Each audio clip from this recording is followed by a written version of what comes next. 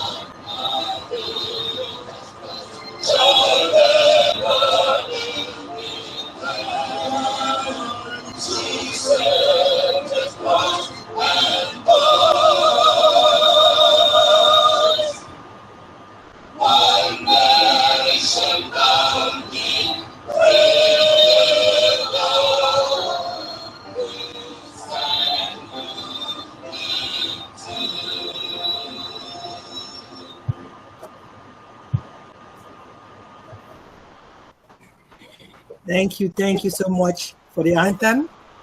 That was beautiful as usual. Land acknowledgement. This is a part where it's becoming very solemn when we're about to take the land acknowledgement. With the recent discovery of graves of children in Canada, it has become imperative for us to actually thank our pioneers, thank the people of First Nation, Inuit people. It's imperative for us to thank them, and CNP has gone further to do this in a magnificent way.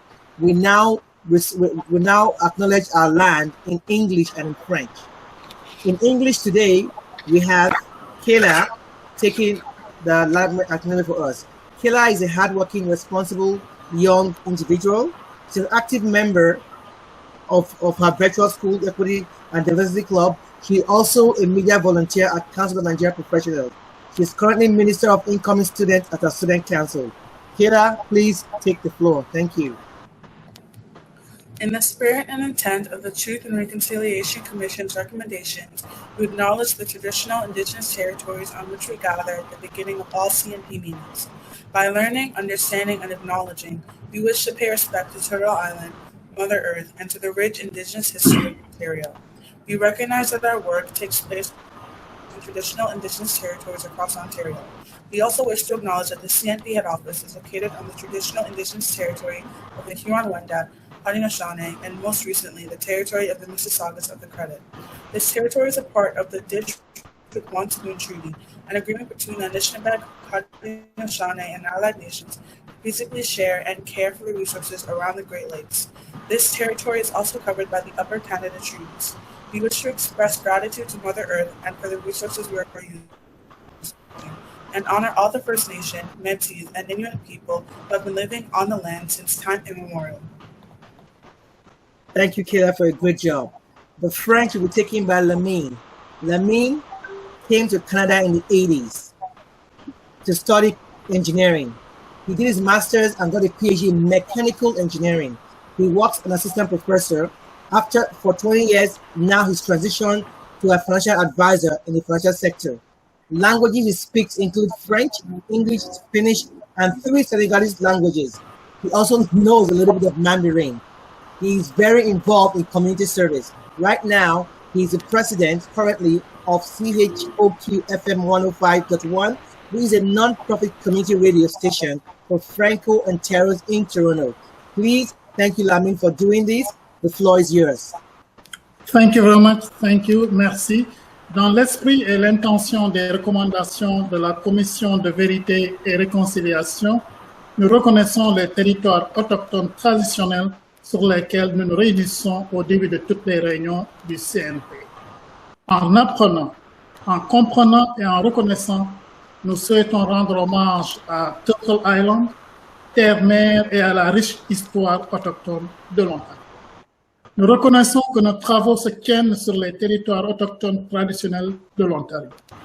Nous tenons également à souligner que le siège social de CNP est situé sur le territoire autochtone traditionnel des Huron-Wendat, des Haudenosaunee et plus récemment sur le territoire des Mississauga de New Credit. Ce territoire fait partie du traité Dish with One Spoon, un accord entre les Anishinaabe, les Haudenosaunee et les nations alliées, et ce, pour partager et entretenir pacifiquement les ressources autour des Grands Lacs. Ce territoire est également couvert par les traités du Haut-Canada.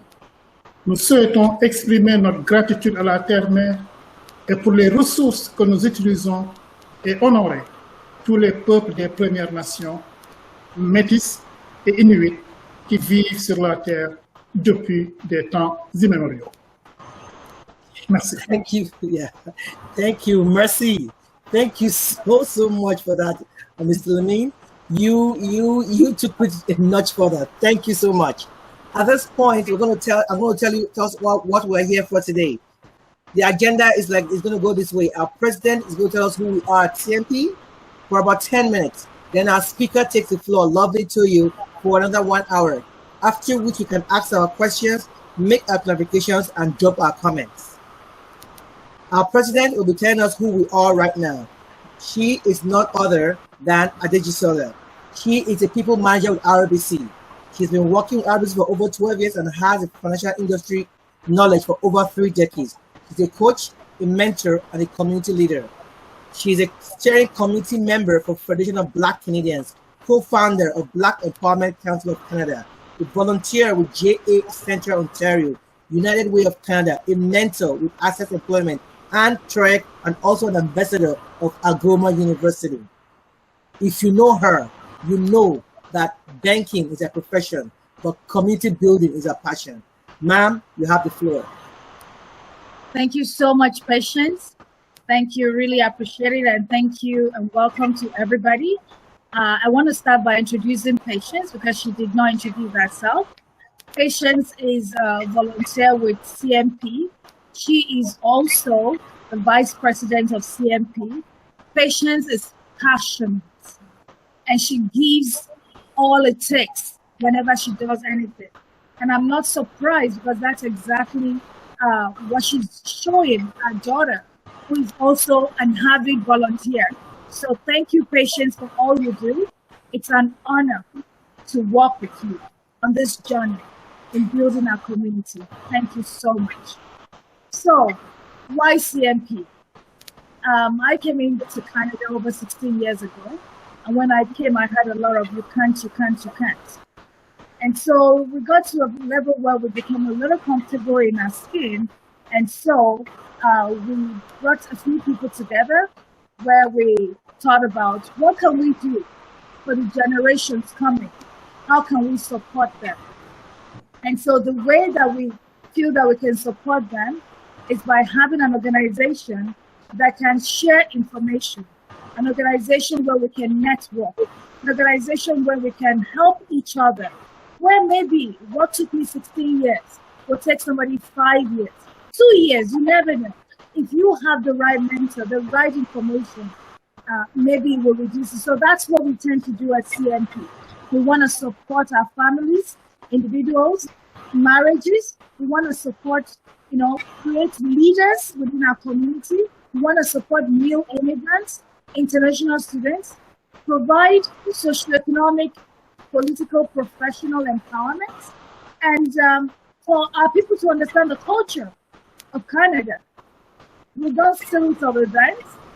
Last year we had a Black History Month where we gave bursaries to children that competed in the Black History Month, and we donated money to faith-based organizations during the COVID period when it was really, really hot early last year. We had about 25 events. We hired staffs. We did a lot. I would really, really recommend that you visit our website. Go check us out on YouTube. You will see all the value-adding events that we had. Are you looking for interview skills? Are you looking for branding, elevator pitch? What do you want to know? Business? Go to our YouTube channel and you will see all the things that we have done. So, and this year we've started again. I'm sure we've done over 25 events as we speak, and we're still going.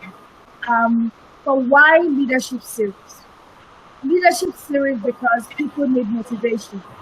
Leadership series because people need to be encouraged. Leadership series because people need to be inspired. People need to know that somebody that looks like them is doing it. And if somebody that looks like them is doing it, they can do it. And that's why we want to stop the no. We want to turn it to yes, at CNP. So if you want to be motivated, inspired, encouraged, CNP is where to go. So thank you so much again. I'm looking forward to this session. I'm just going to pass it back to Patience to continue the program. Thank you. Thank you so much, Mrs. President. And to the nitty-gritty of why we're here today, we're here to listen to the. Before I go ahead, we'll have upcoming events. More information will be thrown in at the end of Lovelyn's discussion. We have our language school. We have leadership series. We have Tales by Moonlight / The Growth Journey, and we also have our newcomer series. We actually had a language school this morning. We had Mandarin and Igbo. More information now to Lovelyn as to why we are here today. Lovelyn was born and raised in Nigeria, where she began a career in capital markets, spanning over a decade. She worked for various commercial banks, where she handled several roles in front office sales, asset and liability management, and also undertook some transformational projects. She moved to Canada in November 2018 and joined RBC Capital Market in September 2019. Through Women in Capital Markets, returned to Bay Street Program, RTBS, as a 2019 award recipient. She has a degree in chemical engineering from the University of Lagos and an executive education alumni of the Lagos Business School. Please join me in welcoming an amazing human, Lovelyn Toyo. I think that's the first testimony that I have in my journey, where it was something that, like I said, people have been waiting for years, and yet in my time, this happened. And so that's a part of our story a lot of people don't know. So after the wait period, the day we passed medicals, this was like almost a year after we applied. And the day we passed medicals, I remember very clearly. It was like, oh my God, it was such a joyous moment. But then we passed medicals, and finally we could get PR and then come to Canada. And we did. And that's where my new journey started. At the time that we came to Canada, we were, of course, everyone like, so what's next? You want to get a job, you want to get the kids settled. But for people, people that have a career, you want to get a job, and you really do want to get a job in your field at levels where you were before. get your life started. And so that's where our next journey began. And that's where, like I said before, the things that I've learned on my journey are the things that I would talk about today. So I love this quote, by the way. I love this quote because it's a quote that, and I'm going to read it out because I love it so much. We are not positive because life is easy. We are positive because life can be hard. Positivity is what we use to overcome challenges and negativity. Being positive requires hard work, and being positive is a choice. And I'm mindful, I'll put a little note here, but I'm mindful that there are people who struggle really deeply with mental health and positivity and all of that. And there is no shame. And I'd say it's a choice also. Seek for help. You know, if that is you, if you need any help, but don't be ashamed to seek for help if you need help. Because some things that we take for granted, but they are really very important. And there are things that could be life or death for some people. So I just want to add that there. So here we are, about to now start job hunting. And like everyone, they said, oh, you know what, when you come here, just get a job, just settle in, you know, you don't have to, you know, if you find a job that's in your field, be happy, right? But if you don't find a job in your field, take something. I'm like, okay, well, I could do that. But a couple of things happened that made me start to rethink that. And the first one was my husband.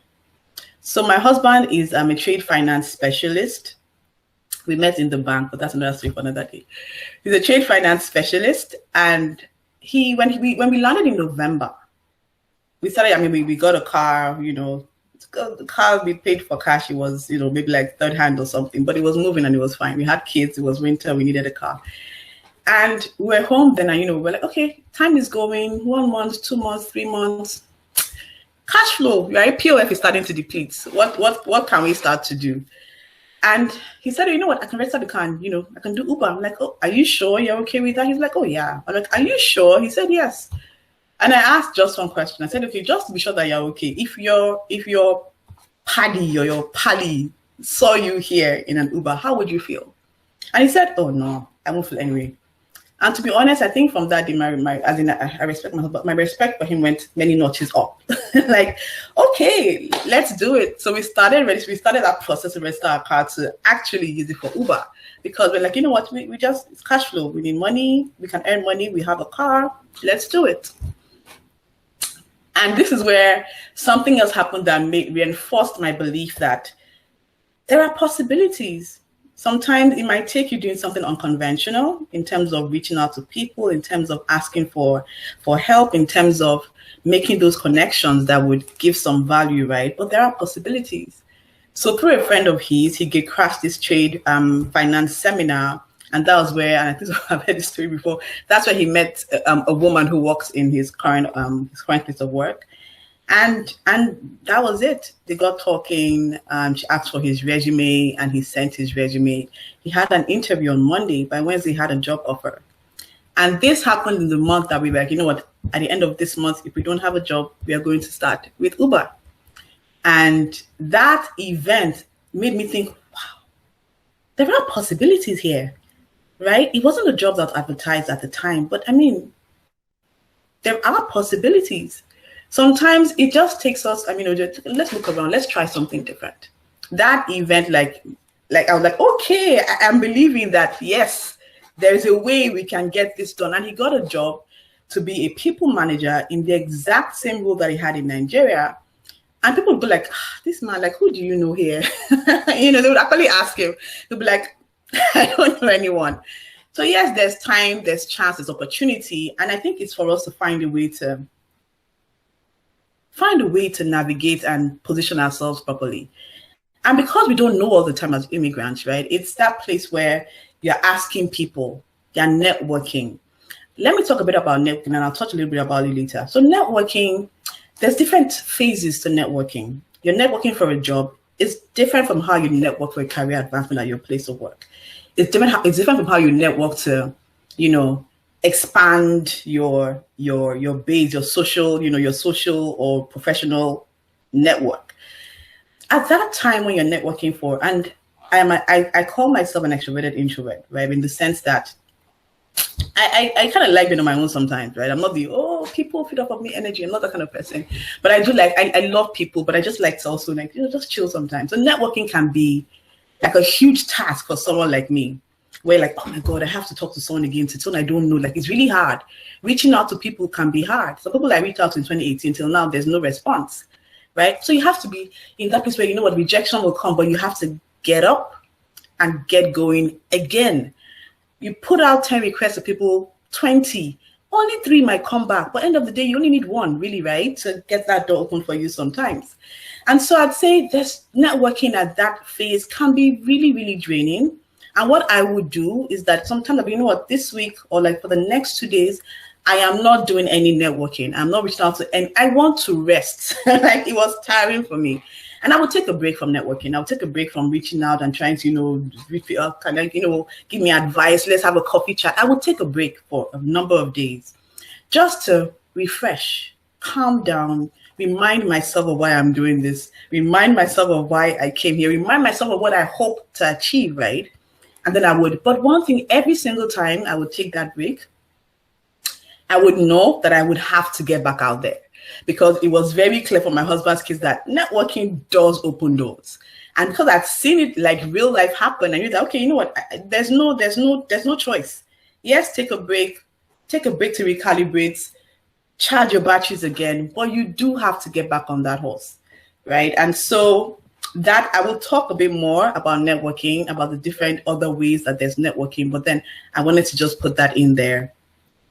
And so my husband got that job. The other thing that I would say happened that made me realize that I could aspire for what seemingly seemed out of reach. When I got my sister-in-law told me about the Return to Bay Street program, actually. And at that time I thought, Return to Bay Street. Bay Street is a street in downtown. It's like the financial center of Toronto, right? And that's where the hedge funds, all the financial stalwarts are there. And I thought, I've never been in Bay Street too. I've only been in Victoria Island. Like, does this apply to me? Am I able to do this? Am I able to apply? Does this program even apply to me? I looked at the past recipients. I'm like, no one here actually looks like they're people that look like me. Like, maybe this isn't for me, right? And then we went, my sister-in-law and I, we went to the information seminar. And then we met Marianne. Marianne is someone who's become like a big sister to me as well. And this is the place where I'll talk about the importance of mentors and coaches. And she has a place in my success story, and she knows, like, every day, all day. I say you have a spot, like a permanent spot in my success story. And Marianne literally took us under her wing. Like, okay, fine, yes, yes, you're the kind of woman that they want. This is how you should do this. She helped us with our resumes. She reviewed our resumes. She did mock interviews for us. Went out of her way. She's an MD at BMO Capital Markets, by the way. Went out of her way to coach us, to help us, to direct us, and to guide us. But we were asking for her help. We actually chased her to get her to help us. Like, we need you to help us. And she said, okay, you know what? When you get that call for the first interview, let me know. And when we did, like, Marianne, here we are. And from then on, she took it over. So there's a place for action on our part as well in that relationship with mentors and even sponsors. And I'll come to that later. But there's a place where you also have to have faith without works is dead, where you have to put yourself out and say, you know what, I need help. And there's also a place to be vulnerable where I need help. I need support. I need assistance. I'm trying to get this done, but can you help me get this done? Can you help me go from point A to point B? Can you teach me? Can you show me? Can you guide me? And that's another thing that I find networking in that phase, that early phase to be, is that you're gathering information. Everyone that you meet might not have a job for you. I mean, they don't have a job for you. But what everyone does have is information. How is this? How do you guys do this at work? What's your day like? What are the things that you find that, might fit in with my skill set? Where do you think I could be looking? Do you know anyone who's recruiting? Do you know how I can position myself better? So when we go for networking, to meet people, to network, right? And I think I want to stop using that word. It's more like we're gathering information to help us. Like, tell me, show me, just guide me, right? And so there's that place where there's action on our part to reach out to people and say, you know what, I need help with this, I need help with that, and I would really appreciate you helping me out. And like I said, some people I sent messages in 2018 till now, there's no response. But then out of 100, maybe 10 will respond, and that 10 is good for me. Like I like to say, 50% of zero shots taken is zero. If you don't do anything, nothing might happen. But when we put ourselves out, and yes, some people will say, no, I don't have the time. And let's, it's a busy life in Canada, right? It's busy where people are busy. If they might have kids, they might have a work that a life that is busy. They might be dealing with stuff that we don't know, right? But it's busy. I'll tell you a story before let me digress a bit. Someone sent me a blog post of this former trader at Citibank. And I loved his writing. And I'm like, oh, okay, let me look. And after a while, I saw that he stopped. Like he stopped. I'm like, why did this guy stop writing? Like, oh. And I like to do a bit of tatafo. So I sent him on link, like, oh, I love your writing. I love the way you break down some concepts. Like, but I noticed that you stopped writing. Like, is everything okay? And he goes, I actually lost my father in the COVID era and all of that. And, I just took time away. I'm like, oh, I'm so sorry to hear that. But that's why he went away. So imagine that someone has sent him a message like, hey, let's connect on LinkedIn. And he doesn't respond because he's dealing with stuff right then. And you're like, oh my God, someone didn't respond. I feel so dejected. I feel rich. I'm going to just go away and hide my face. People are dealing with stuff. They might not be able to talk about it, but people might have serious stuff to deal with. So when you reach out to people, do not be discouraged if they do not respond back to you. Do not be discouraged if it takes them a month, sometimes 2, to get back to you. But keep putting yourself out there. Number one is even practice. It's good practice, right? Because in life, rejection will always happen in one way or the other, as we know, right? So do not get discouraged when you say, oh, I reached out to 10 people, no one responded. Keep trying. Keep trying. And I'm going to, I think my next quote talks a little bit about that. Okay, not this one, the next one. So I know that I digressed a little bit. I talked a little bit more about networking than I wanted to at this point. But again, these are some quotes that I love. And the second one reminds me of my husband's case, where courageous risks are life-giving. They help you grow. They make you brave and better than you think. When you think, oh, I really can't do this, challenge yourself. Like, why not? Why can't I?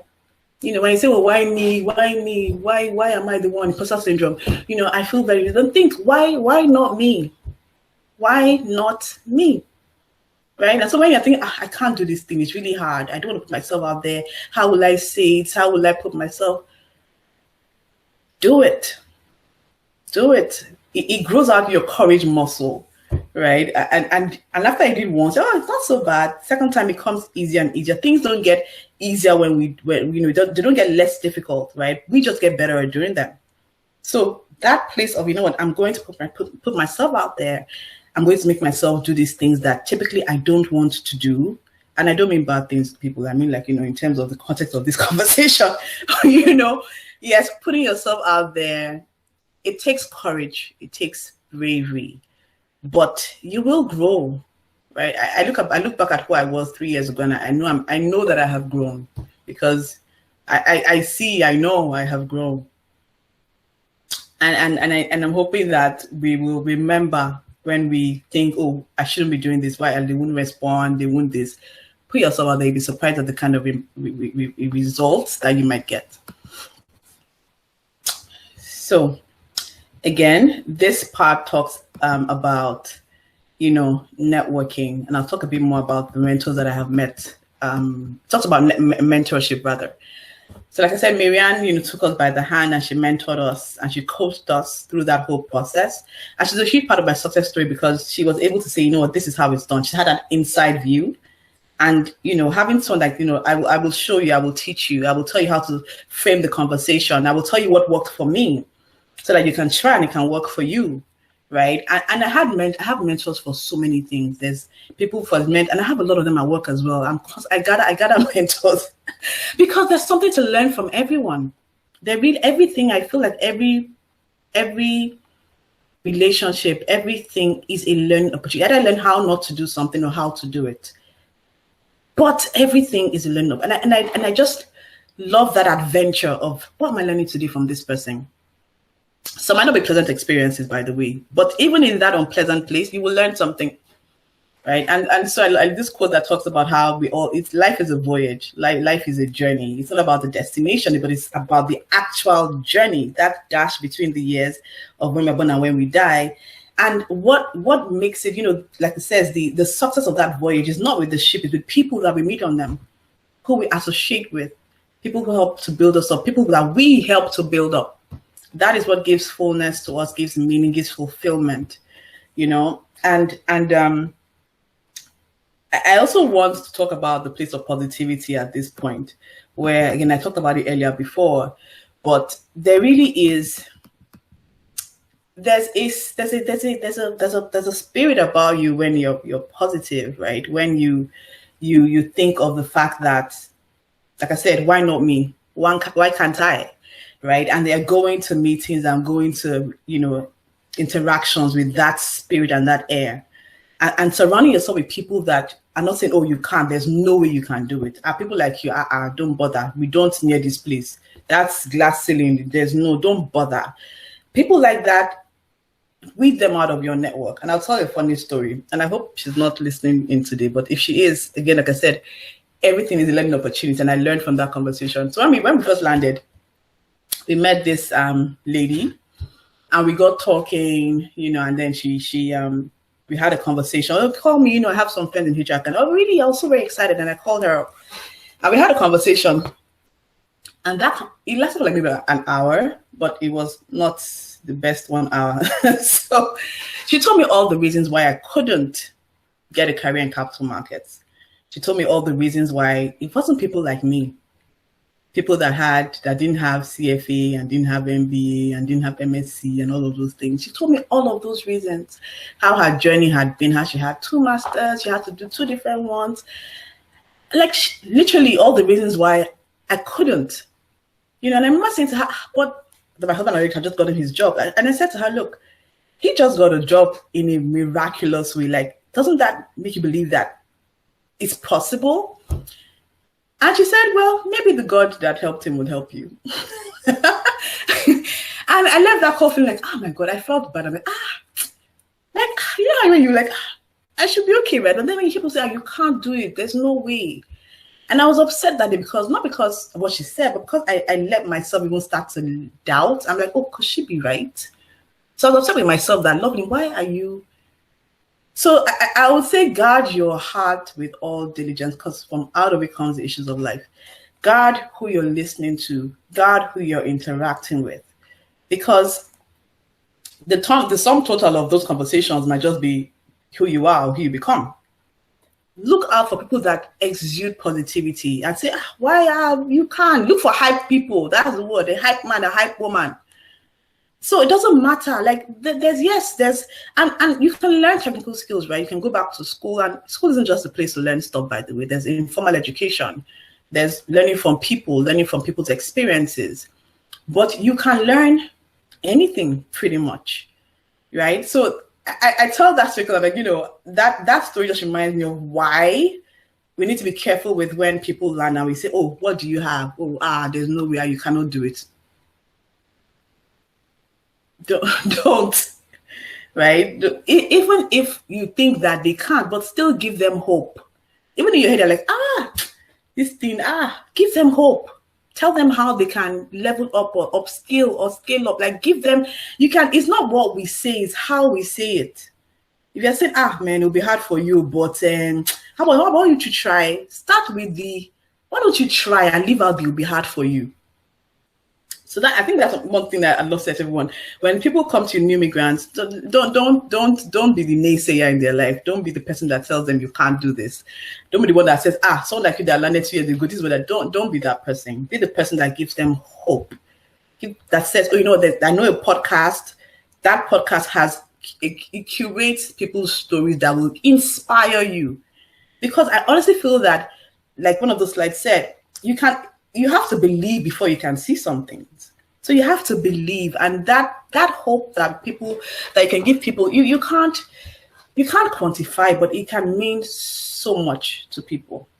So that's one thing I want to say about this part here. Let's be being mindful of what we listen to, what we dwell on, what we focus on. In that same vein, I'm going to also mention that, faith without works is dead, right? You can have all the hope and all the ambition, but then you have to also be, willing to put in the work in terms of, if you realize that to work in this field, I need to do this, then yes, do. If it's just like, putting yourself out there, talking to people and learning from them, yes, do, but having that hope, right? The bridge between where we are today and that hope for tomorrow, that bridge is now the works that will take the place that happens in that space where, what do I need to do so that I can maintain this hope that I have for tomorrow? Who do I need to speak to so that I can still maintain this belief that I have that tomorrow will be better than where? It doesn't matter what today is like. Today might not be the best. In my life will throw curves at you, throw lemons at you. But being able to maintain that place of hope, we have to be mindful that there is some work required, right? And that work might just be the fact that it's a mindset shift. I need to talk to more people about this. I need to seek information. I need to go out of my way, out of my comfort zone to find what can work for me, right? So I wanted to mention that, the place of positivity, the place of hope, the place of being vulnerable with mentors, the place of reaching out to people, the place of believing that, yes, you can do this. Okay, I'm going to run quickly. This quote, when I see it, reminds me of networking. The example that I gave where success is achieved and maintained by those who try and keep trying. When you try the first time, try again. When you try and you're not successful that first time, try again. When you reach out, like Marianne, when I sent out the first mail, I don't think she responded or something, But I kept trying. Like, I need your help. I need your help. I need your help. And she responded eventually, and she played a huge part in my success story. So I don't be discouraged when things aren't going the way you want and say, I'm done trying. I'm too old to do this. I'm too this to do that. I'm not good enough. I'm not confident. I'm not. After you're done saying that, just say, hey, but why not? Why can't I? And then try again. This other quote here I love, again about networking. It is not the day you need to drink from a well that you start digging it. And here I will talk about the other part of networking that I mentioned. I spoke to someone recently, and he said to me that look at networking like building relationships. And again, like I said, there's different types of networking. Networking for a job might be slightly different, but when you get a job, you're trying to advance, you're trying to look at it like building relationships where I want to maintain this bond with you. I might not need anything from you today, right? But somewhere down the line, I might. And it's easier to go to people that you have built relationships with to ask for favors or ask for help or ask for direction sometimes. So networking doesn't just happen when we're looking for jobs. Even after you get a job, you still have to maintain that network. And for people like me that moved here, I didn't move here when I was a spring chicken. I moved here after I'd worked for like almost 12 years in Nigeria. I'd already built a network in Nigeria. Coming here and having to start from scratch, it might be a little daunting, right? But then when you're putting like, I need to start building that network again. Because the truth is that when they say your network is your net worth, I had a revelation on that someday that it's not really net worth in terms of money. It's net worth in terms of wealth. And it's wealth of information, it's wealth of guidance, it's wealth of seeing something through someone else's eyes, a different perspective. That wealth you get from talking to people and listening to them and getting to know them, right? So I would like to talk on that because, and it's something that I'm still, like I said, I'm pretty new in Canada. It's a place where I'm still working on. But now I look forward to it. Remember, I used to hate networking. I used to like this is so hard. What will I talk about for these 30 minutes? They are small talk and my small talk, but no, it's not the same. They want to talk about hockey. I don't do hockey. But now I actually look forward to meeting Sonia and say, let's have a coffee chat. I'd like to get to know you. I want to hear about your story. For me, it's a fact-finding mission. What have you done? Why are you successful? What did you do? I want to know. Like Aditola said, it might have taken them 10 years, but I want to learn from their mistakes. I want to learn from their path, and hopefully shorten my own journey. So I look at networking now as an adventure, a fact-finding mission, a building relationships mission. And another thing I learned about networking is, and this is for those that maybe already have jobs, is that networking also in the workplace is also, it's not just, the top guys you're going to look at to try to get to know people on your level as well, people beneath you. They are the ones that when you have technical issues on the job, those are the guys they're going to call to say, this matter on this job, but how can I do it? I need help. And I said, because they already, you already built a rapport. So networking has many dimensions, and I'm still learning so much. I'm like, wow, I'm learning so much about networking and how. So now it's easier. My friend called me super connected because I know people everywhere now. But it's now easier to, reach out and not feel like, you know what? It's an adventure. I just want to get to know you. I don't expect that you can help me with a promotion or a job, but I know that I can learn from your journey. I know that I can learn something from you. So tell me, I have questions. Tell me how you did this. When was it this and that? As in, so that's what networking almost look like for me these days. And like, I learned so many different things. I learned something recently that I found very interesting. I'll just talk about it briefly. Someone said to me that your career progression is dependent on how people perceive you, people's perception of you. I found that quite troubling because I'm like, perception. Perception, as we know, perception is not like, it's not concrete, right? It's perception. Maybe like you see on a bad day, I'm having a bad headache, and maybe that day I'm not as nice. I like, that girl safe. Now, wow. And that is how you perceive me as someone who's not. So, and that just isn't me. Maybe like just that one window where you met me, right? But that could be your perception. So I thought, perception, because yep, people will never say it to you. But if you look around at the guys who are moving forward, it's because people's perception of them is that they are successful. People don't look to see, let's see the figures. Is he really performing? It's the perception. And I'm still trying to dig into that because I'm like, so that means that it might not be real. He's like, yep. And that there's many different layers of that. And that's another higher level of mentoring and networking. But apparently that is something that when you're looking to move to the next level as well, you also have to start being mindful of. And all of this is not to change who we are, because being authentic is really key, right? It's not to change who we are, but I am a firm believer in the fact that when you move to a new place or go to, and I have this analogy that I like to talk about. If I'm moving from, if I speak Igbo in Nigeria and I move here, will I expect everyone in Canada to start speaking Igbo, or will they expect me to learn their language? So there is a place for expectations where you're moving to a new country, you actually do have to start to learn, how do things work here? Because at the end of the day, bottom line is I want to be successful. So like, tell me, the things that make people successful here. Tell me things that help them have a fulfilled life, right?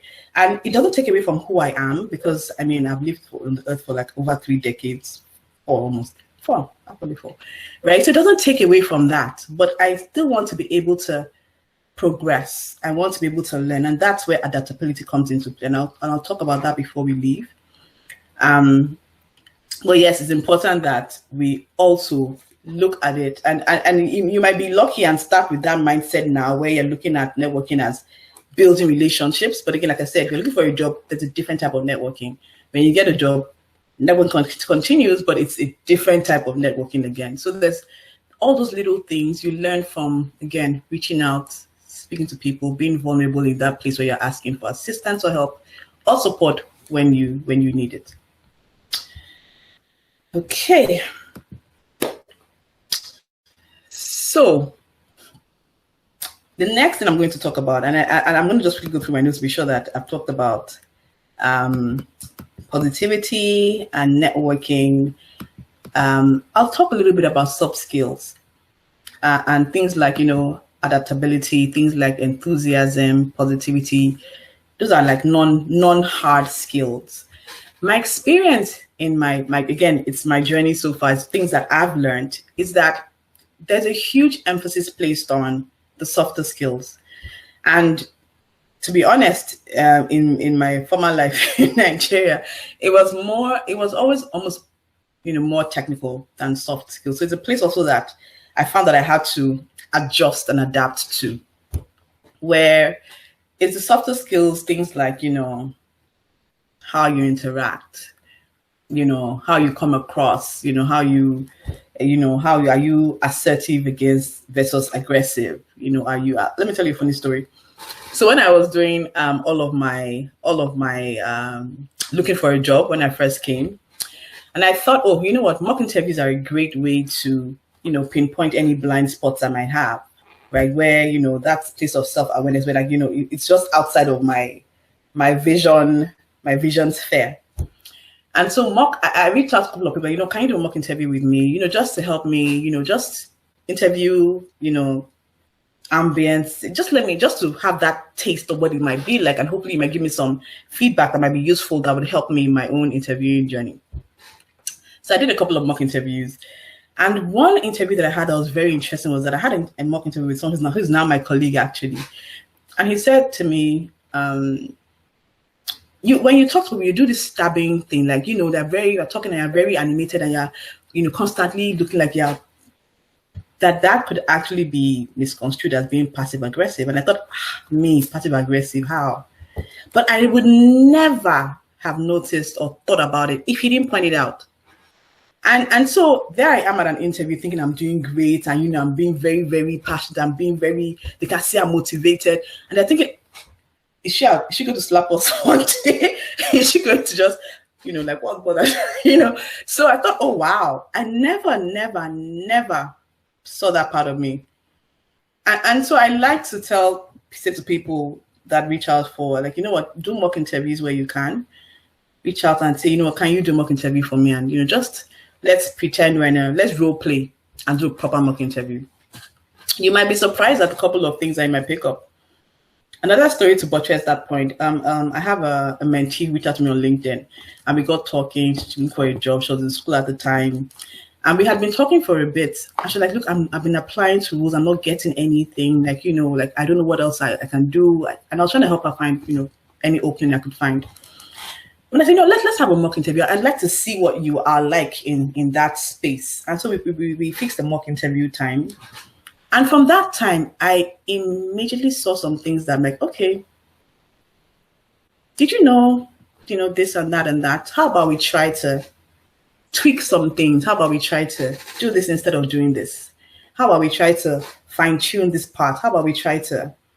And she's like, oh, wow, thank you for that feedback. Like, again, blind spots, right? We don't see all of that around. I mean, some people have grown out that self-awareness muscle that they are so good at knowing 360 degrees of themselves, but most people don't. And so after that, she of course she implemented the things that we talked about.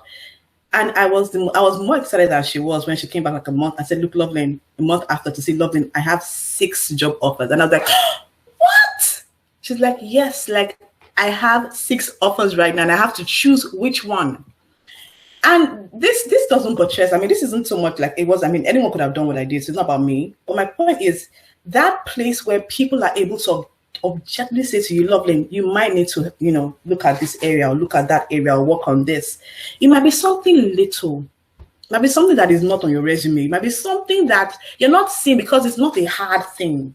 But it might be that little thing that you might need to tweak that would help you opening more doors. So I'm a big proponent of do mock interviews. If you're in that space of looking for a job, do mock interviews whenever you can. Reach out to people and ask, can you please do mock interview for me? I find it is a very, very, very useful resource. So this kind of talk about a lot of things that we talk about networking. So you have to be putting yourself out, say, I need help. There's no pride. There's no arrogance. There's none of that. You have to be vulnerable in asking for, look, I actually need help in this. Can you help me with that? So I think we also need to be willing to put ourselves out and maybe go a little bit extra and, do a bit of more work, right? But at the end of the day, these things are things that I've noticed, again, from my personal journey, from other people's journeys, that make one little tweak here, there, and it can make a huge difference to someone's settlement or integration story in Canada. And I like this quote here that talks about, and it's not the strongest of the species that survives, neither is it the most intelligent. It's the person or the one that is most adaptable to change. So it's not about, book smarts, first class. I mean, all of those things are great, by the way. But being able to adapt is huge. Some people would say, being resilient, all those things are great. But adaptability is, I think, one of the things that we, particularly as immigrants, this is very useful, very relevant for us, in the sense that we might be used to doing things a different way, might be used to having convos a different way, might be used to all of those things. But then when you come here and think, oh, you know what, I might have to unlearn some things. I might have to relearn some things. I might have to learn some new things. Are we willing to? Do we want to do that just so that we can hopefully, find our footing? So I'd say that is one thing that even now still in my journey, I'm being very mindful of, right? And they say, oh, it's the ability to be able to pivot. I love the way Canadians say it. That ability to be able to pivot, like that word pivot, I just love. So like, can you pivot? Can you move it? This is not working. Let me try something else. And you're moving, It's that place of an absence of an ego. Like, me, I'm all of this, you have to kind of almost like let it go, and be willing to adapt when you see that there is a genuine need to adapt. A little bit more about the place of, I'll talk a bit about success stories. And this is an exercise that I did myself and I tell people to do. If you're in that place where you're interviewing or even trying to advance, at work, get a promotion, having a dossier of your success stories, of your achievements, is an amazing tool as well.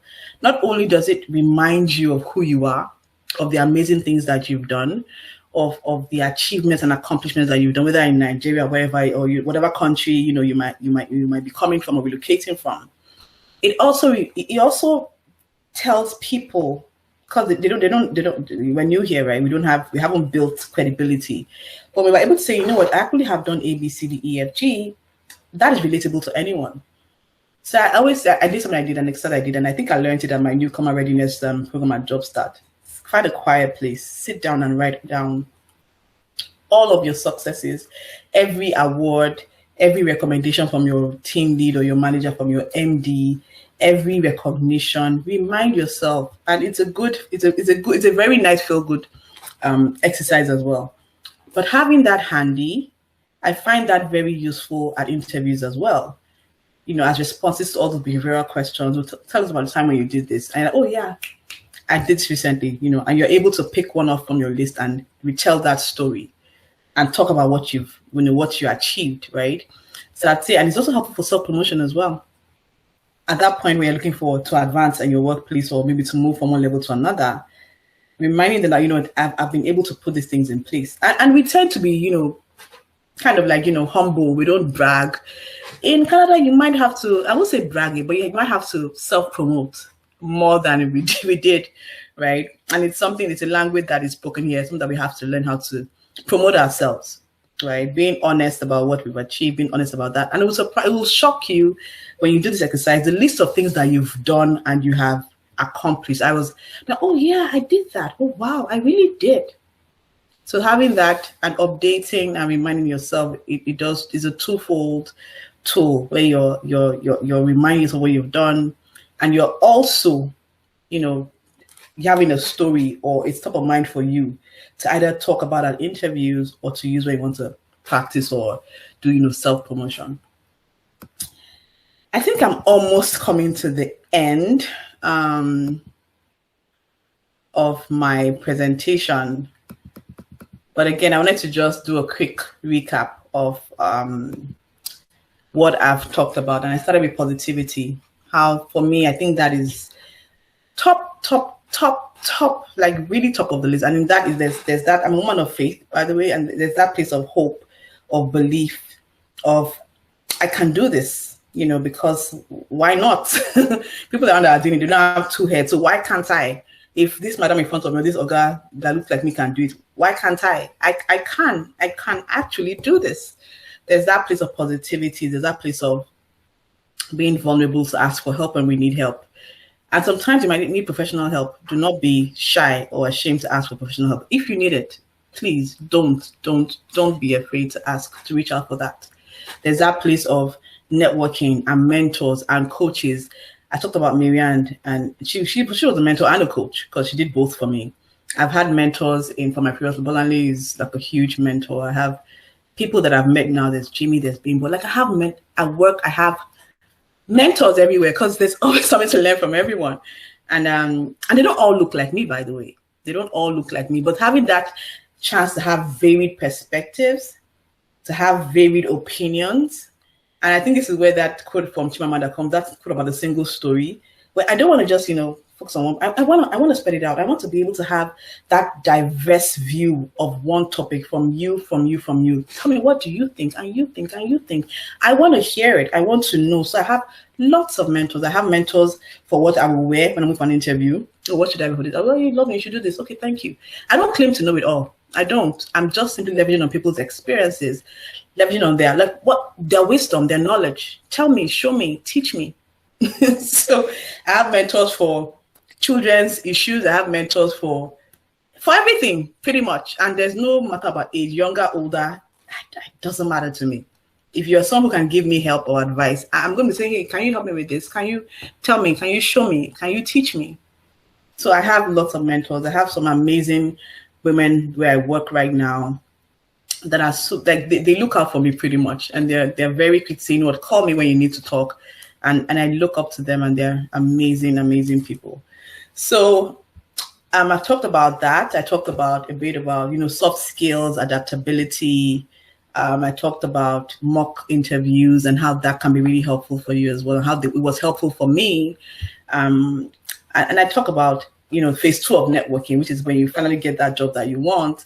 You can't stop because you also still want to progress. You want to go from level to level to level.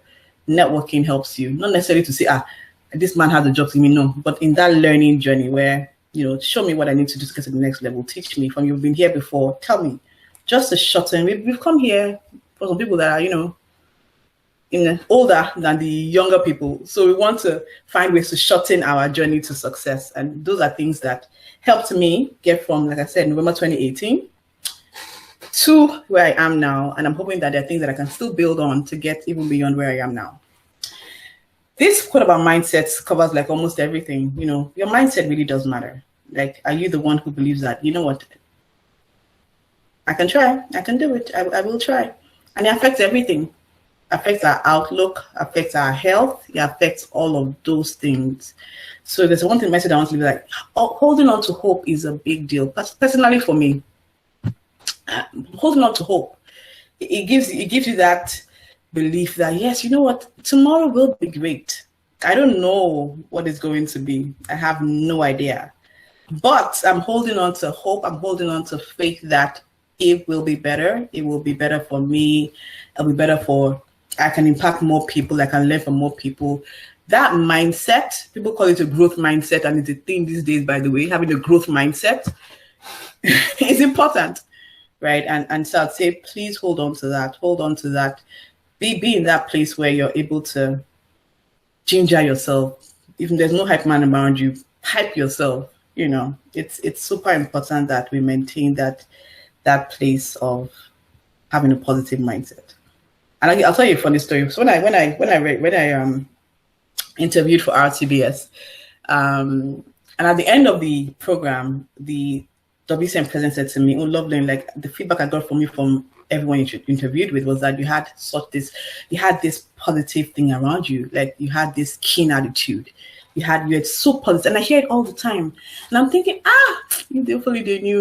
Like I said, life throws curves at you, life throws lemons at you, life throws all of those things at you, right? You deal with stuff at home, deal with stuff at work, and there have been bumpy periods for me, by the way, in this journey. There have been lots of bumpy periods. But if there is one thing that is in my circles of influence that I have control over, it is how I react to these things. It's how I show up. It's how I take control of what I can't take control of, which is my mindset. Yes, there'll be down times, there's down periods, and I'm lucky to have some people that I can talk to when I'm in that place. And you know what? I need someone to pick me up, and they're always ready to step in, and themselves. And you guys, thank you so much for doing that for me all the time. But those times will come. But don't dwell in that place. have a tribe of people that you can reach out to ask for help, to help. You know what, you guys, and by having that tribe helps you. And over time, like a muscle again, right? When you're coming to that place or that funk, like they like to call it, and the time it takes you to get out of there, it gets shorter every time as you keep on practicing. Okay, fine, I'm in this funk.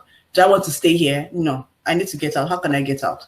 If I can help myself and you do the psyching, I psych myself. When I know I need someone to help, I'm calling someone. You know what? I'm feeling blue. Can you know, let's talk. And having people who can do that for you is amazing in this journey that we are. Because there'll be times when you feel like, oh, this is tough.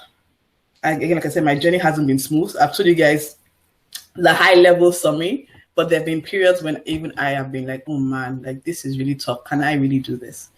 And in those times, having a tribe, having people that I can call on for support, again, being vulnerable, being willing to seek for and accept help has been helpful for me.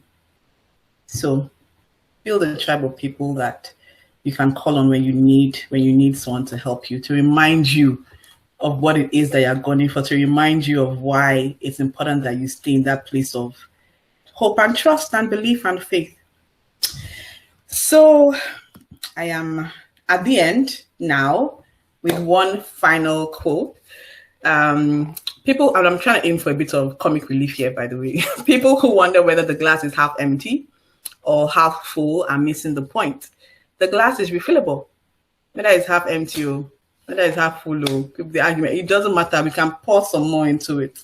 We can, even if it's empty, like all the way empty, we can fill it up. We can fill it up, and all of these things I've talked about are things that help us fill that glass. So that is one positive, and I hope comic note that I can end on. And again, thank you all for listening to me. I hope I haven't bored you too much. I apologize if I have, but I really do hope that it's been helpful. Thank you very much. Amazing. You said you bored us. Please. This has been 1 hour of intense, so much to learn. You and I love how you really walk the talk. You were vulnerable as you spoke to us. You opened up, and that is one soft skill. This is my first time I'm meeting her, so whatever I'm saying is right from my heart. Everyone, please. She opened up, told us her story in a way, and she taught us the same way. You know, that is why we don't forget what our mothers teach us, because that's how mothers teach their kids. Thank you so much for coming down and bearing all open. It's really very much appreciated. And I also accept the last slide where you said the glass is not a comic relief. That is actually reality.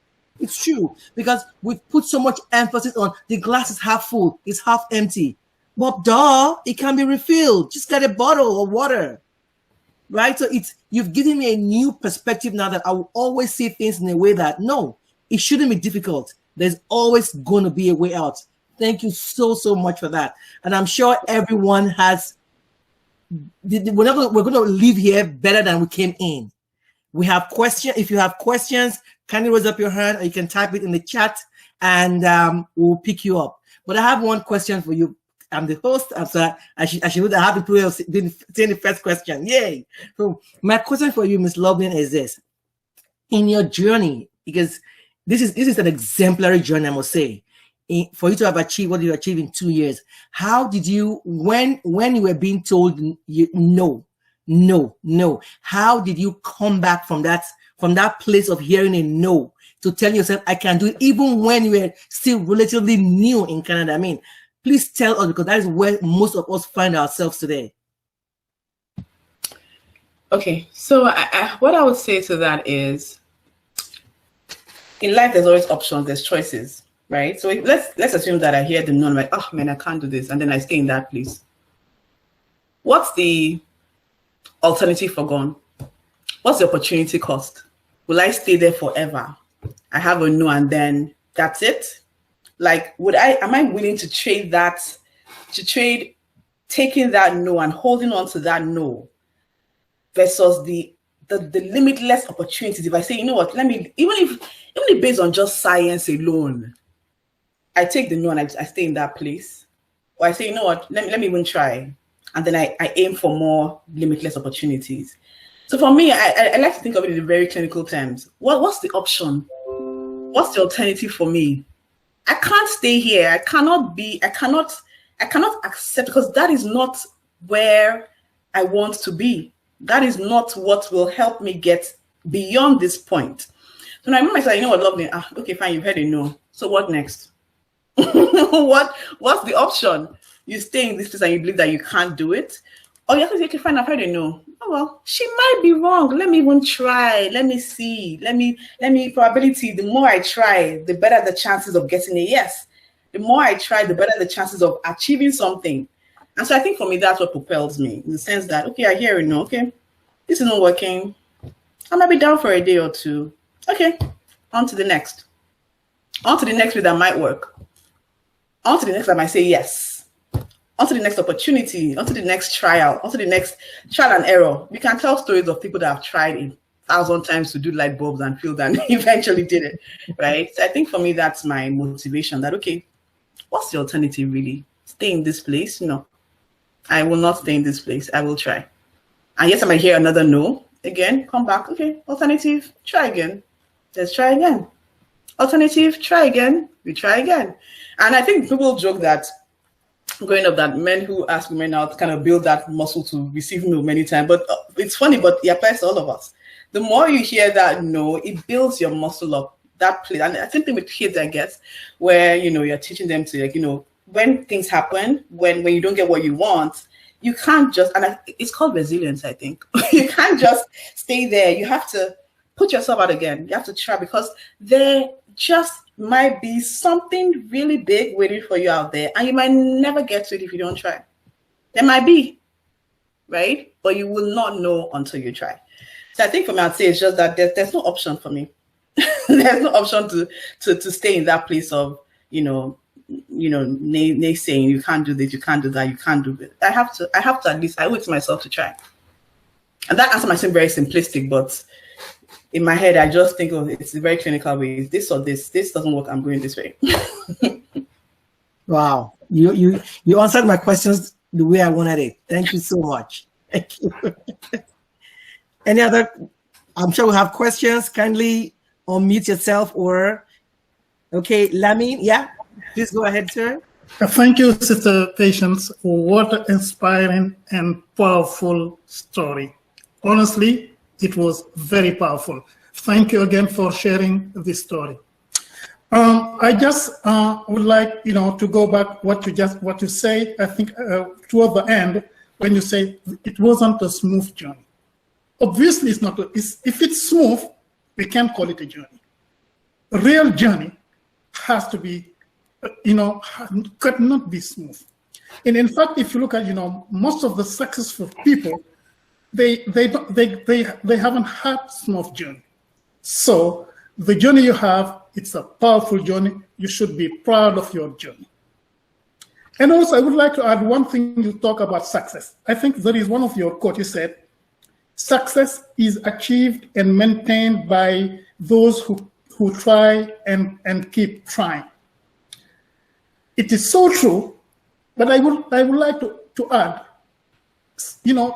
just not to try, but also you have to say, I will.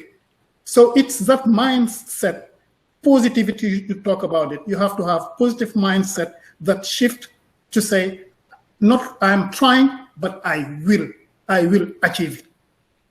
And I would like to just another comment, about the platform, this platform. I think it's such an inspiring platform.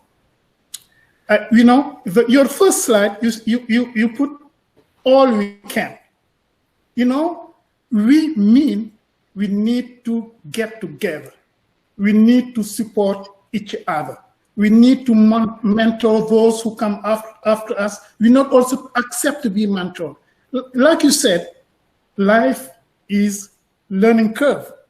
Life is a vast and constant field training. And we have to accept to learn, and also we have to teach others you get and you give. I think most of successful people, they give in order to get. So I think it was so inspiring. And thank you for this platform. Thank you for CNP to allow me today to talk. It was very, very inspiring, and we should continue this. God bless you all. Thank you. Thank you so much, Lamin. Thank you. PhD engineering, I doff my hat to you. I stopped at BSc engineering. I'm like, so I respect you, sir. Thank you again for your kind comments, and thank you for the additions. Yeah, that you said it all, Lovelyn. Lamin is another spitfire. And I think I'd love to hear him speak. I just texted the president now that I would love to hear Lamin tell us his story. There's something there. I agree. Totally agree. So we have a question by Ifunaya. She said, thank you for a wonderful, or he said, thank you for a wonderful talk. My question is, sometimes I find once you start a survival job, it's often challenging to pursue your dream career if you're not careful. What advice do you have for people who feel stuck in a minimum wage job? That's a tough one, because even though I didn't have to do that, I know how tough it is. Again, like I said earlier, my husband and I were ready to start driving Uber, right? Just so that the accounts will balance. So I know that it's tough. What I'll say is that if you're in that place, there are some hard choices to make. There might be some hard choices to make. And you might decide that, again, will I want to give up something today for the life that I want to have tomorrow? If I do need to, what do I need to make that a success? Do I need to build a network of people that will guide me and coach me and mentor? Who has done this around me that I can look up to? Who has done this in my circle that can model and tell me what they did to make their journey, to make it a success? Who has done this? Who can I reach out to for help? Don't be in that place where you feel helpless because, I'm like, I don't know what to do. If you look around, there's someone who has walked this exact journey that you want to walk, and who might have insight that you might not even be thinking about to give you. Find that person, number one. And this is part of planning. Like, I feel like a lot of things in life is planning.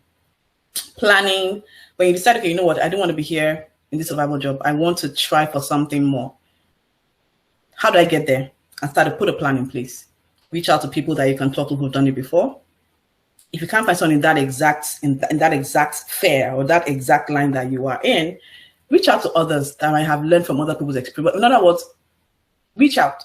Be vulnerable in saying, you guys, I'm trying to do this. Can anyone help me do this? If you have advice, I'll take it. If you have practical steps, I'll take it. Any help you can give me, I will take it and take that advice. So that's one. The second one is, you might be in a time and a place where you might be short of funds, right? And we'll be practical here. How much do I need if I'm out of work for 2 months or 3 months? And again, this is when, like I said, when you've decided that you want to, because you have to believe that you can. You have to decide that you want to do it. When you've decided that, you know what, I want to do this, and let's plan. How much do I need that will tide me for worst case scenario, based on what you've heard from other people or what you've learned from someone that you've spoken to? But you have some information. So you gather information first, and then you feel, okay, well, how much do I need? How many months? 3 months, best case, worst case, maybe 6 months. And plan. If you have to cut down on some spending, you do, because you're trying to build out a nest egg that would help you tide you through that period, right? And then when you have that plan in place, I would say go for it. If you have to learn, upskill, if you have to relearn a skill, but proper planning will help you with that place that you want to go to. And I feel like sometimes, being in that place can be hard because sometimes it's just fear that holds us back. Like, I don't want to have to, I'm scared to do this. What if I fail? But think, what if you don't fail? And I tend to want to do things perfectly. So I'm always sometimes like, Lovelyn, this thing, what if you fail? And I'm starting to say to myself, Lovelyn, but what if you don't fail? Why not you? Why can't you? And sometimes, nothing ventured, nothing gained sometimes. It really is true. It might be a trade-off of some comfort that you have now. But I would say if it's something that you really want to do, first of all, reach out and build that support before you need it. Again, if you want to drink from a well, you don't start digging when you want to drink it. You start from digging before you want to drink the water, right? Build that support out. Put a plan in place. Build out your cash, build out that buffer. Put every plan in place. And to crown it all, again, I'm a woman of faith, right? I believe that when you are working, God will give success to your hands, right? Because He can see you hustling, like the same your father would do. Like, my daughter is hustling.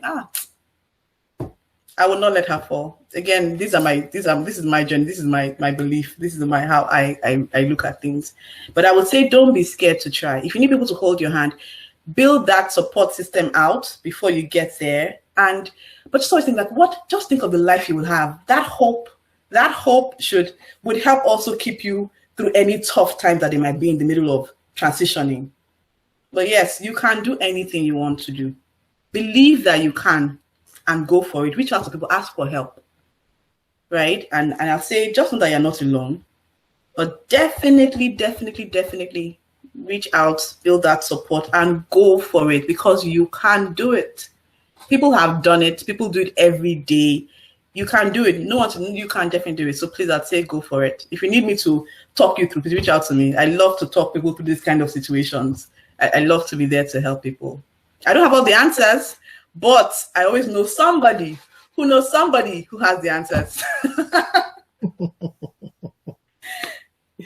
Thank you so much for that, Ifunanya. I'm sure you've gotten more. You did not only get an answer to your question, you got a pass to reach out to her. So if I were you, I'm taking on that pass right now. We have a couple of hands up. We're going to take them as on the sequence when we went up. So the next one should be Mike, after which will be Toby. So Mike, can you please ask the question? Thanks, Patience. How are you? I'm good, thank you. How are you? Excellent. Good. Hey, lovely. Nice to see your face again. I guess you guys, quick secrets there. Lovely and I went to University of Lagos together. We're classmates. Hello, guys. So I know Lovely. She's a fighter, and I know she's self-driven. She's a critical thinker, So I'm not surprised to see Lovely where she is right now. So thumbs up for you, baby. I just want to echo a little bit of something that you said to the other lady concerning, challenges and, struggling with a career that's not what you really want to do, but, you're trying to get out of that rut, and I told the same line that you told her, because, failure is an event. Usually we look at failure as, it's a bad thing. It's just like a rat. Rat has a bad thing that goes along with it, because you see some people have rats as pets, right? Failure is just an event. And the moment we change our perspective about, this is a failure, is because whatever event, the outcome of that event is not favorable or is not what you're expecting, we target a failure. But if we change our perspective and say, this is a lesson learned, and I get a tool that I can use for the next trial, then that it gives us a different perspective. Lovelyn, if you don't mind, if you want to share a little bit with the group, what drives you? I know you're self-driven, and I know there will be a time that you said it, that sometimes that you're like, I need some pick me up here and there. So maybe you're gonna tell the group a little bit, what are the things that drives you, keeps you going in the morning and say, I gotta hit the ground running. And what are the things that, you struggle with, and how do you cope with it? Thank you. Here you are. Anyways, yes, he said we're classmates in school. I just didn't become a prof like he did, but he's an amazing fellow. I knew he'd be a prof for me back then, by the way, just so you know. What drives me? Let me dig a little deeper and find the answer to that question. Next. A couple of things drive me. I'd say number one is, for some reason, fear of failure. Funny as it sounds. That does drive me. And on the flip side, it's also the same thing that I kind of like. We also asked, the flip side, okay, what is it that also kind of like, you said scares me sometimes. It's also the same fear of failure. And so I try as much as I can to plan. I try to put in the work. And the work here is in terms of work ethics, is in terms of finding people that can guide me. It's in terms of, having the mindset that would be growing a nice watering ground for all the things I want to grow on it to grow. All of those things that say, so it's two sides of the same coin. I want to be successful. And for me, success doesn't mean in terms of money, by the way. It's not just wealth. Again, like I said, that net worth that they talk about, that network and net worth. Net worth doesn't mean money. It's wealth. And wealth is wealth. I like to say that money is a spirit. Like money isn't everything. There's that thing called goodwill, where you can actually get stuff that money can get you without having money. So those are things I think for me, I look for. I want to, what drives me again is being able to help the person next to me. Like I've said, I firsthand can say that life is not easy. Life can be tough. And everyone has a journey and a story like mine. And everyone is looking for, support. I like being that person who people can reach out to and lean on for support. I want to be the person that will help you, even if it's just to tell you, just a smile, just to help you, something that would make your day better. It might be a word of faith. It might be a word of prayer. It might be anything at all that I can do. I want to be able to do that for people. So that is also something that drives me. And I think about the fact that, like I said, I have 3 sons. Some need more help than others. And I imagine that people might be like that, where they need more help than the next person. And I really just want to be in that place where I'm compassionate. I'm able to understand and relate with you wherever you are, just so that I can be able to help you. You might be helped by a conversation. You might be helped by saying, if everyone says no, you can't do it, I'm saying that you can. I'm saying that you should try. I'm saying that you should put your hand up. I'm saying that, just something that will make your life better. That's something that drives me, being able to help people, being able to, like I said, I'm not the wealthiest. I don't have all the money in the world, but it's not about money, right? It's about that place of being able to provide support, right? Provide help, make your life easier. Did I answer your question, Miwa? Because I don't go any deeper. No, that's fine. There's some depth to that question that I'm still plumbing. Thanks so much. I appreciate it. You've answered it eloquently. So thank you so much. Thank you. Yeah. Thank you. So Toby, can you please ask a question? Okay. Thank you. First, I'd like to appreciate the organizers of this event. It's been inspiring. I think my first experience was this morning with the Igbo class, and I just stumbled upon it. It's amazing, and I think you guys are doing a great job. You should keep it up. I also want to appreciate the speaker, Lovelyn. It's been inspiring sharing your experience. Correct me if I'm wrong. You've only been in Canada for 3 years. Is that correct? 2 years and 8 months, I think. Okay, that's very inspiring. And the reason why I like to say that, I've been in Canada for maybe, I think, about 14 years. And the information I find, the people that are coming to Canada lately are very vast to knowledge. Basically, they have information at the tip of their fingers and they're ready to roll. As soon as they get into aside from the cultural shock, they're ready to kind of shake it up and adapt to it. I found that the pioneers, let me use the word pioneers, kind of struggled with a lot of, we didn't have the jet age of use the power of Google nowadays, where you can ask questions and you find answers immediately and directs you. And it just prompts you to where to go. And this kind of program, this kind of group, really, and that's why I did appreciate the hosts, the organizers, because it wasn't readily available at the time when we were in Canada earlier.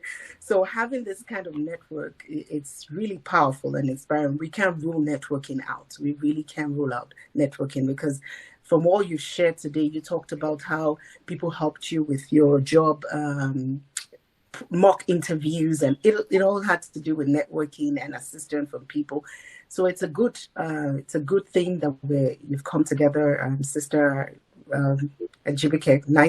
Nice initiative, and I just want to appreciate. I don't really have a question. I just wanted to speak on behalf of the pioneers that it's not like most people want to be stuck in where they are, but it's just when they didn't have ready information. And I think it's never too late. If you've been in Canada for 20 years, it's never too late. As long as you're ready to make a change, the time is now and the time is right.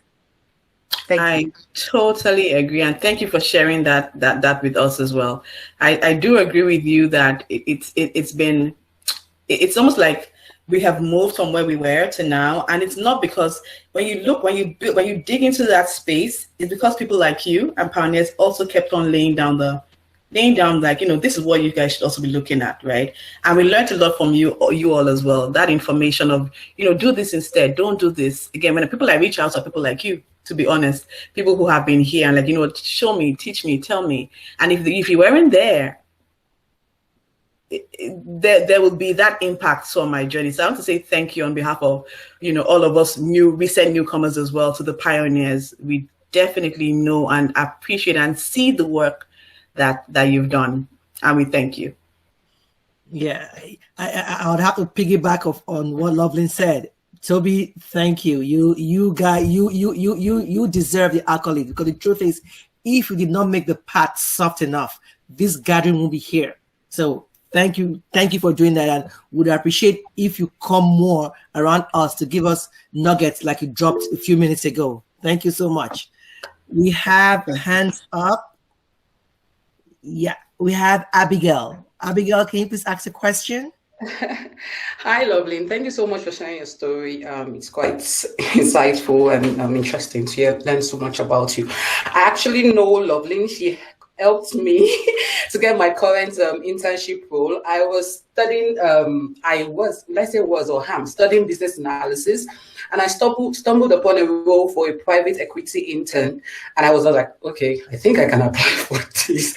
I just asked, is anybody in the financial, what's it called, this thing, can person I need to talk to the person, and Lovelyn sent me some materials that helped me get the role, because during the interview, I was like, okay, if I didn't get these materials, I would be here.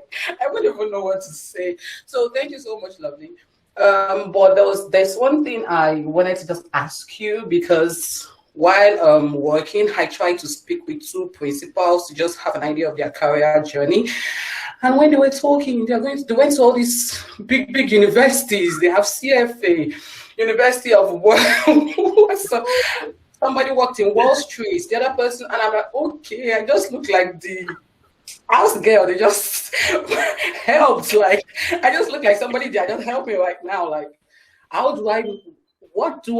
did you feel like you don't have the skill, you don't have the resource, you don't have the education, or you don't have exactly what you needed to be in your current position? At what point do you ever feel that way, and how do you try to level up so that you don't look so maybe not up to the big university titles and all those things? Yeah, because that's one thing I'm currently struggling with right now. That is, like, I'm sure you've asked something that everyone has on their minds or has thought of at some point in their career. So thanks for asking that question. And yes, I would say that there's definitely many times I feel that way. Many times when I feel like, again, like I said, before I applied for the program, I thought, it's not for people like me. So even start from there, where we take ourselves out of the running, like, it's not for me. Let me just respect myself. And then I tried and I'm here. To answer your question, I would say I believe that technical skills can be taught. CFA, PM skills, whatever they learned in those high, like you said, Ivy League colleges, those things can be taught, so you can learn them. Yes, I'm planning to write CFA by the way next year, not because I've been told I have to, but because I feel like, if I'm in this space, number one, to be competitive still with other people. A lot of people in my space have it. That's one. And then number two, they actually are learning. It's actually like a learning journey for me, where there's really very insightful and relevant things I want to learn. in that body of material. So for me, both scores, it does it for me. So I want to do it because I want to learn and I want to remain relevant. In your field, you might find that, oh, everyone around me has this thing. It will be foolhardy to say, oh, I don't have to do it. I'm perfect. There's a place to upskill. There's a place to say, you know what, I need to do. I think I need an MBA to get from this level to that level. And you can ask, because MBAs are expensive. Ask the seniors, like, what do you think? Is this what it is? Because many people, Abigail, don't have it and don't have those things. So before I'm going to spend 150K on them, you can ask, like, what do you think? Do you think I need this to remain in this space? Because at the end of the day, you find that the things that you learn in school, sometimes you learn on the job. You learn from doing some, courses. You learn from doing all those things. Titles, it's not about titles all the time, right? It's about what you actually know. Like I like to say, knowledge is not for, education is not for knowledge, it's for action. So ask questions. What are the things I need to know? What do I need to do? Is an MBA necessary? Or is there another thing that you think can give me the same knowledge I need to effectively, operate in this space? If they say, oh, yes, for sure, everyone at this clinical needs, and then, yes, chase that. If they say, oh, no, you don't have to, but you can learn this instead, then learn that. But I really believe that technical skills can be taught. When you feel like, oh, you know what, I need to, and there's a place to also take that honest stock taking of ourselves, where I'm here now. Do I need to be doing more? Do I need to be learning more? Is it formal education? Is it informal education? What do I need to do? Again, ask and ask and ask. If the principal that I talked about says, Abigail, I really think that, you have a future here, but it would be helpful if you had this. And if you want to still be in that space, then you might want to consider having that, right? And they say, you know what, you don't really need to do that. You can also do something else. You can learn this or learn that. Then you can do that as well. At the end of the day, it's a choice, but there is a place to know what technical skills that you need to learn. I want to start learning Python because that's the future, right? And that's what I feel like. I see that in my space, more and more jobs that I see advertised that, oh, they want people who have programming. And think about it, that's the way that's the way the world is going. And I still want to remain relevant. So I'm like, okay, I should start to learn Python. There's also a place for us to pivot, right? And also be adaptable, not just our environment, but also to in the workspace. If there's a new technology that I need to learn, that people are learning, that will help me take my job from point 1 to point 5, then yes, once I can, I will learn it, right? Once I can do this, I will do it. I'm just building up my arsenal for when I go and ask them for principal salary, hopefully in the future somewhere, But yeah, so my point is, ask questions, don't assume, and say, yes, what do I need to get from here to there? Take notes from them.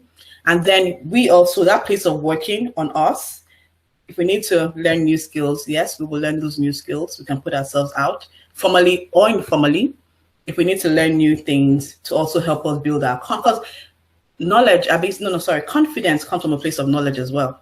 When you feel like, oh, when I learn this thing, it's a place of that place where you just feel that, oh, yes. It's not really just so much validation, really, but sometimes if we really do need some, my friend was on this call, she said to me, I was asking her, I need to an MBA. She was like, Lovelyn, do you need it for self-validation that you are smart? Or why do you have this intense need to do an MBA? I'm still going to answer that question someday. But again, if it's important to you, for whatever reason, to make you come to that place to make you just feel that, like, yes, I deserve to be here, and there is a place for some really core technical skills, depending on the field that you're in, then you want to get it. Just so that no one will put limitations on you. Just so no one will say, Abigail doesn't have, you cannot do it. Why not? Who said? I will get it and I will be there. Don't limit me. I hate labels. I hate limitations. So if I have to, like, okay, fine. No, I will put it there so that you don't put that limitation on me. So Abigail, I hope I have answered your question. And then there's a place for reminding ourselves again of what we've achieved, right? And again, like I said, technical skills can be taught. Soft skills have a huge. I meet some seniors who have nothing but BSc. I spoke to my COO recently, maybe last year. And someone asked this question. I said, oh, what's the place of, and qualifications? Is it very important? And he said something that was very profound. He said, one of the best people I've worked with does not have a college degree, and he just retired. I don't know that person. I don't know what his work ethics were. I don't know what he did and what he had. But it was interesting to hear someone that senior say that This guy was great at his job. He didn't have a college degree, but he was great at his job. I would love to meet that guy to ask him, please, why were you great? What made you great? What did you do that differentiated you? Right? Again, information. So I really feel like in this time that we are in, yes, you do need to keep looking and checking, like, what do I need to be learning? What do I need to be doing? And if your self-confidence is really tied to those things, then it might be really useful for you. If you're someone who just thinks, you know what, all I care about is doing a great job every day and doing a great job and showing great work ethics and learning on the job without, having all of those titles and all those things. Again, life is all about choices. So, and we know how we are, we know who we are. But me, I'm going to learn Python, and I will hustle to do CFA. At least I will do level 1. I will hustle that hustle because I do not want anyone saying to me that, Lovelyn, you can't enter that door because you don't have this. Let me take myself out of the running, but don't put limitations on me. Thank you so much. Yeah, that was a Thank you so much. We have so many questions still coming out, but we are supposed to end this session at 7. Oh my! You see, when you're enjoying, you're having fun, the time flies. But we might have to put a cap on the number of questions that we could ask. Once again, you have the opportunity to send an email to info.cnp.ngo.ca. We'll get in touch with you and pass your questions through to Lovelyn. And I'm going to say one thing before I pick on the next question. With what Lovelyn just said to Abigail. Abigail, what Lovelyn said is 110% right. If and when you need to pivot, there might be some arsenal you would need. And secondly, one of my sponsors told me, say, patients, be prepared. Always be prepared so you don't have to get ready. So with that in mind, you should know what next you will want for yourself. Yetunde asks a question. She goes, I've been super blessed. My question is this. Did you have to prove to your employer what you are capable of doing in terms of skills? If yes, how did you go about it? I love this question because this is something that I've just recently learned myself. So I joined this Lunch and Learn meeting with one of, again, learning for me is like a continuous thing, right? Where elders are talking, I want to be there so I can be taking notes again, because I want to find a way to make my journey easier and shorter. And someone said, I think I asked the question saying, as a newcomer, new immigrant woman, you haven't built credibility in this space that we are in, right? Maybe from Nigeria, they know you, they know your track record. Here, they don't really know much about you. And even when you have all of those credentials, right, it still doesn't always directly, impact whatever you're doing currently or your job. So there's that place to, see what you can do, prove your skills. And so I said, how can you then prove your credibility? I asked her, how can you prove your credibility? She said something that I found very interesting. She said, look for a project to do that will show those skills that you have, right? And when we say, I don't mean like I do some projects at work, and I'm not a project manager, but in terms of my day-to-day business as usual, I have to work with some other businesses where there's some project type work to do.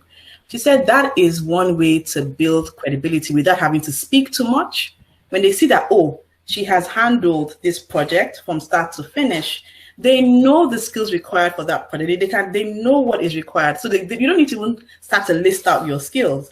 It's evident from the results that you have, what you had to have in your arsenal to be able to deploy or effectively deliver that mandate for that project. So that is one thing I would say in response to that. That one way is showing capability through handling projects. And that's a very practical response to what I asked her.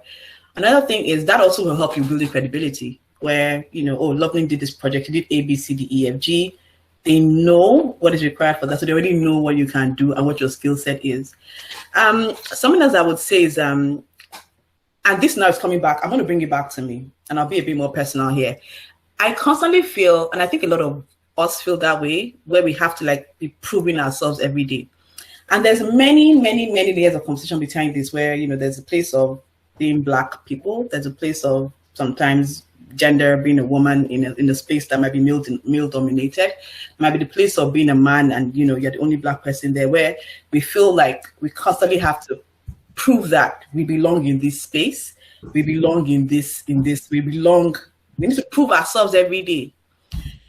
That, I would say, beyond showing what you can do by your work ethics, beyond showing what you can do by getting involved in projects, put your hand up as well. Let's say projects don't come by your way. Put your hand up sometimes to get involved in things that would show the extent of your skills.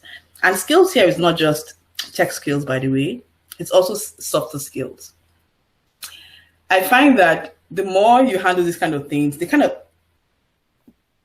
I'd say this very for lack of, so like I handled someone recently at work, and they said, I could see them realizing that, oh, Lovelyn actually has this maturity in terms of emotional intelligence that is useful for this job. It's not a skill that I had to write out, but in just seeing how I was able to relate with people that I was working with, like, oh, they started dawning on them that, oh, actually, yes, there is this sphere, there's this angle to her that we weren't seeing before. So again, putting up your hand sometimes to show that part of you, whatever that exact skill you're trying to prove is, would also help. It might be something that is by the side of the table. It might be some volunteering effort. It might be something that maybe handling as some employee giving event or campaign at work. It might be something that is outside of your day-to-day. But then putting up your hand sometimes to get involved in these things also shows that, because those things require skills. There's organization skills, there's tech skills, there's critical thinking skills, there's collaboration skills. All these skills are, again, I said, at the higher you go, the more the focus is on EI and not so much, IQ. Those things also help build out your show forth what you can do and show forth your abilities. So I'd say two things: practically work on a project, like a work project. Secondly is show forth that other side of you by putting up your hand to get involved in some things that you've targeted that will show, if I get involved in this and they will see that I can do this, then do that. And for the place of that gremlin, that imposter that will say to you, oh, you don't know anything, you have to prove every day. That one, we have to manage that on a daily basis. I say to that, you know what? No, I'm good. I'm okay. I'm in this space. I was employed for a reason. They know that I have value, and I will do my best to bring that value every day. But don't let the gremlin. My career coach says it's the gremlin. Don't let the gremlin talk you down every day and say you're not worthy to be in that space, because you are. They hired you. They knew what they were doing. Wow, thank you. We are way above beyond time. I would really apologize to those that haven't asked their questions. Please look at your chat, join the link if you want to have first-hand information to be part of CNP, to have front seats in beautiful and wonderful events like this. Please, I will have to apologize from everybody, because right now we've kept Lovelyn longer than we we agreed to. Happy to. Please bear with us. Thank you so much for another wonderful, breathtaking session. Oluwatosin, I know you have a question. Type it in the chat. I will pass it to Lovelyn and get back to you, as well as Ezekiel. Please, would have to apologize for this, because she's been here past way at time. She's super humble and amazing, but we can't take her for granted. Please, thank you so much, Lovelyn. This was a session that I will always live to remember. You've dropped nuggets. You've said things that will always come to our heart, and this is the beauty of CNP. This is what we are here for. Before we begin to shout out our sponsors, this morning, just like what Toby said, we had our language school. That language school runs for 3 months. We have Yoruba, we have Igbo, Mandarin, and French. This morning we had our Mandarin and Igbo. I'm sure those of us there, I learned a lot. I'm Nigerian, but yet I loved being taught Igbo, and my kids also did. So please, it's free. You come in. The links are on there for all the sessions. We also have our leadership series, which is where we just had Lovelyn on now. This goes on every month. Join CNP and you'll be linked to our series. We also have something beautiful and amazing coming up. Tales by Moonlight. It's on Eventbrite. I tell you guys this, first-hand information. We put it on Eventbrite 2 days ago. As we speak, we are almost full to capacity. It is Nigerians in the States that are rushing it. So I'm like, where are my people in Canada? Don't let them take it from us. The growth journey, we have Baba, who is a renowned storyteller in Canada. He tells Nigerian stories for a price to non-Nigerians. But because he's Nigerian, he's giving us a gift in CNP. He's doing it for free. Go on our website. Please, it's on Eventbrite, log on. We also have our newcomer series at Land and Tribe. This is where people come on that are new to the country to tell us their story on how they survived. These are events that you don't want to miss. it will show you, it bring you nuggets to your life that you will come back and say, CNP, this is what we are here for anyways. We are here for us to all grow and become stronger and better in all our different endeavors. At this juncture, I'll call on Emmanuel to give us the shout out sponsors. Emmanuel is an honors graduate. He's one of our volunteers as well. He's behind the technology in CNP. And if what our flyers, the numbers, the colors you see on CNP is him. Emmanuel, thank you for all you do. It's been great having you here. Your contribution it's not, even if you don't say thank you, we do appreciate it. Please go ahead and shout out our sponsors. You have the floor, Emmanuel.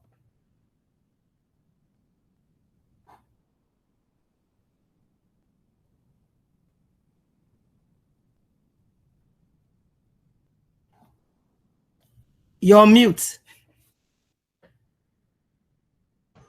Sorry about that. Just 1 minute.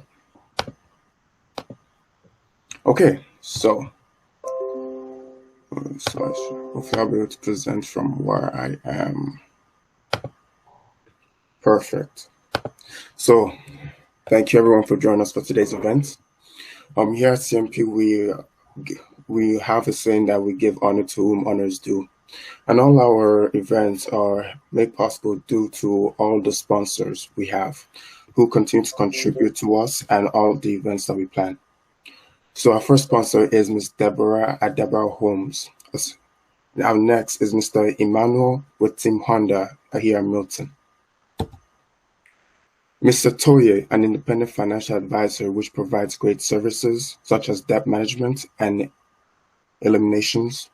Miss Esther Abraham, another realtor, who prides herself on her excellent service. Right at Homes with Miss Yemese and SDA Biz Solutions Inc., which helps with business consulting, HR, and payroll. Miss Jen, who's a mortgage broker at BMO Bank. And Ms. Bose at Thrive Relationship Coaching, which can help you with marriage makeovers and singles coaching. One in Town, which makes freshly baked goods, which are also available for delivery.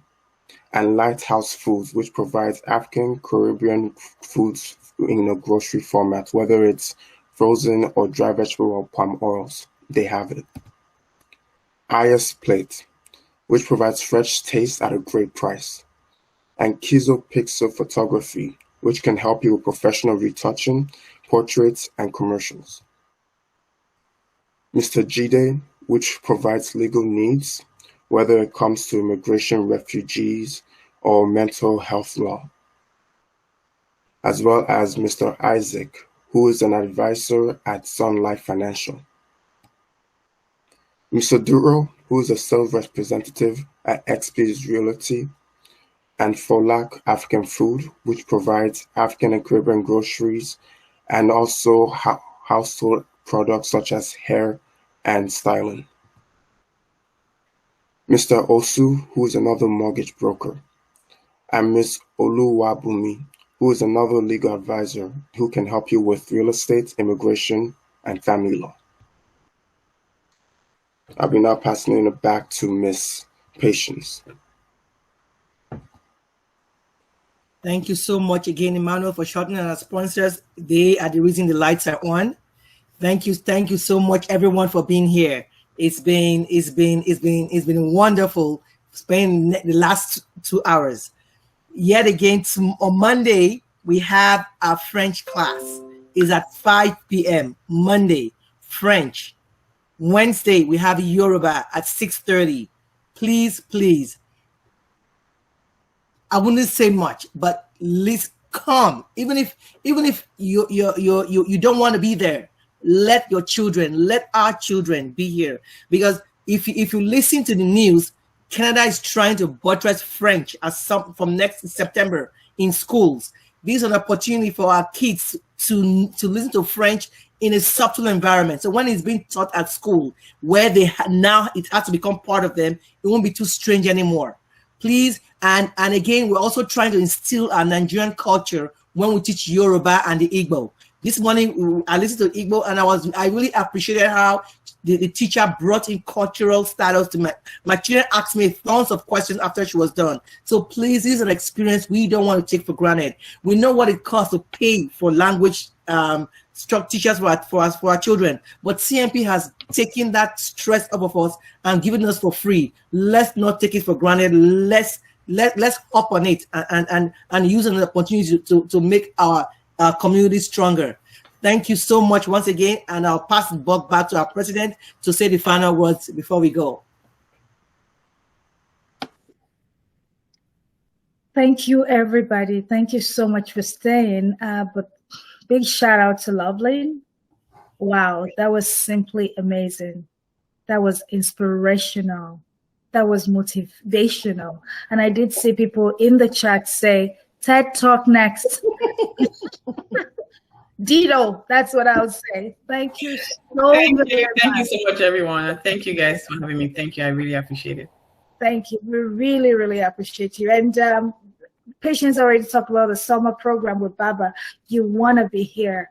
We want to do something in the community where we can add value to ourselves, our children, and even generations unborn.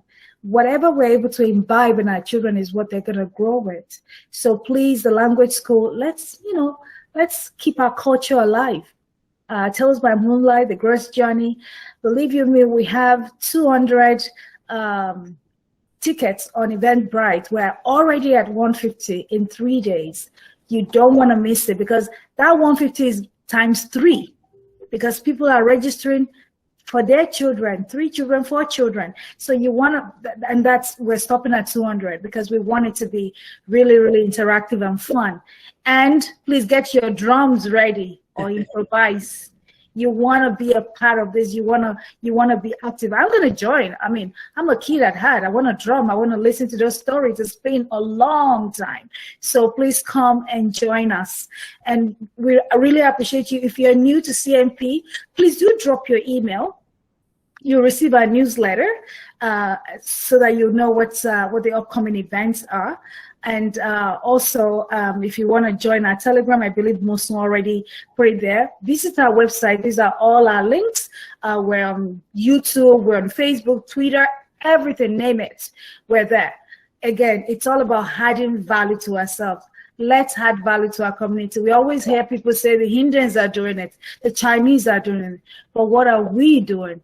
Remember, there's an adage in Yoruba that says, one person cannot say we are here. We can all collectively make our community greater. So thank you again, and wishing everybody a wonderful evening.